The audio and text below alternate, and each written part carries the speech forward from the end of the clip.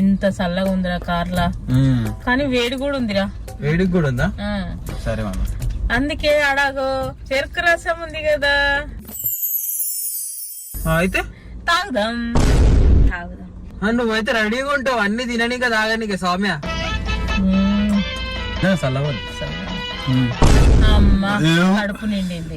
A few moments later. అరే అఖిల్గా దుకాణం వచ్చింది. ఏం దుకాణం మమ్మీ? నాకు కనిపించలేదు. చెరుకు రసం దుకాణంకి మళ్ళీ తాగుతారా మీరు? ఇందాకనే కదా తాగిరు, మళ్ళీ తాగుతాం.